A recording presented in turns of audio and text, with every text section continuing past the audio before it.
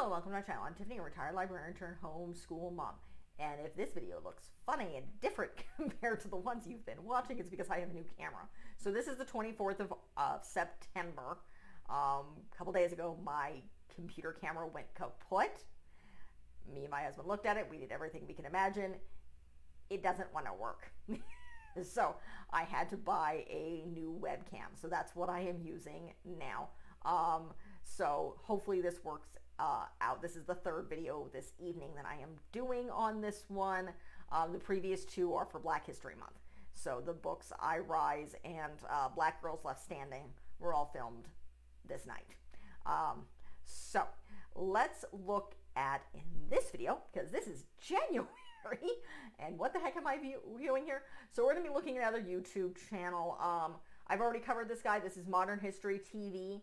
So we covered him earlier in the month when we were talking about swords. In this case, we're going to be talking about armor, specifically chainmail. And this is a 23-minute video here. I'm going to switch to looking at it.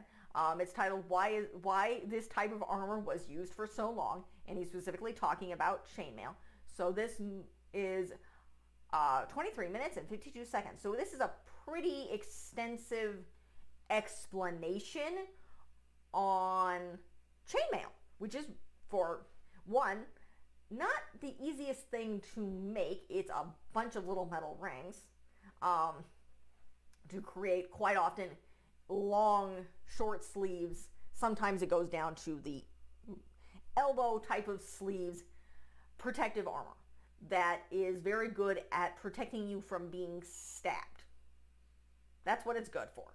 It's very, you can still obviously get bruised. You can probably have your head cut off. But this type of armor was used for so long, basically because it worked really well and it was very light. We're talking about a bunch of little rings of metal. So it was not actually that heavy. And even into, as our host explains, when you started wearing plate armor, quite often you had chainmail underneath. You had a padded jerkin, you had the chainmail, then you had the metal armor. And there are certain areas where you had chainmail because it's good to stop knives and things and pokey things from getting through. I'm not sure how good it's going to be for an axe, but it's good for that type of warfare. So that's why it was used for very, very long. It's a very interesting video. Again, it's of decent length. I mean, this is a 23-minute video.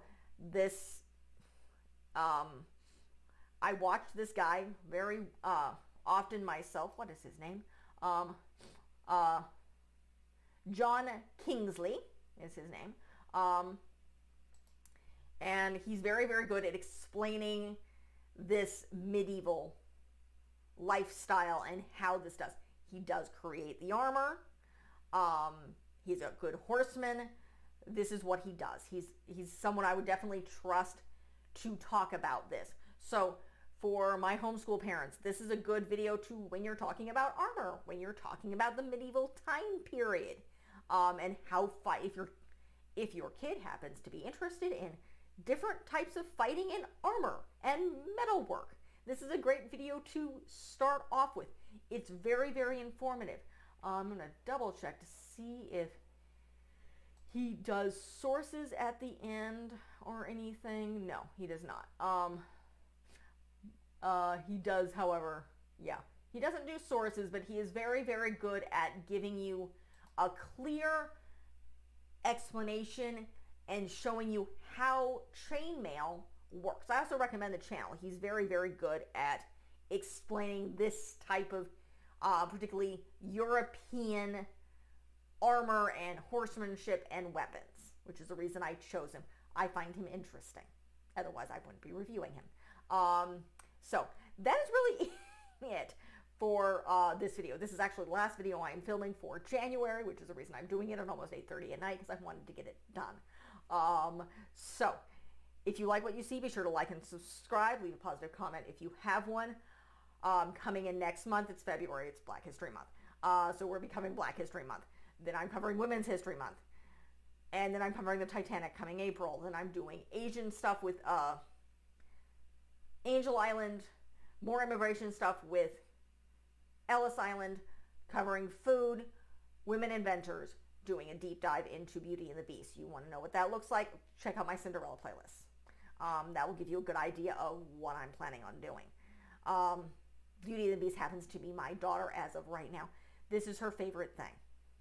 So it'll be very interesting when you eventually come September watch my video on the live action Beauty and the Beast. Hopefully I will not have replaced our DVD at that point. She plays it a lot. She thinks the Beast is scary. And she likes it. She's 4. By the time you guys watch it, she'll be 5. I have a feeling she's still going to be obsessed with this thing. Because small children are interesting creatures. Moving on. Then I'm going into September, October. Instead of spooky stuff, though, you can check out my playlist for that. I'm doing space. And then I'm covering the Hindu Festival of Diwali because I ran out of Native American stuff to do in November. You can check out those playlists too. I have covered them. And then I'm doing mysteries that come in December. So, as for, if you guys are all watching this, check out, I am covering 2024 for book series. This is my second year doing this. I'm finishing off Catherine Lasky's Guardians of Ga'Hoole like trilogy series thing that started with the Guardians of Ga'Hoole, which is the owls, and then the wolves, and now we're finishing off with the bears. It just bled into this year. So that's the Bears of the Ice. Do a quick overview of the Animorphs, do a deep dive into the Anne of Green Gables, and the Avonlea series, where I'm doing the books, the short stories as well. Then we're going to do the original Boxcar Children. I'm just covering the ones by the original author, and I'm doing Wings of Fire. So that's what we have to look forward to. Again, thank you for watching. Like and subscribe, and leave a positive comment if you have one. Thank you.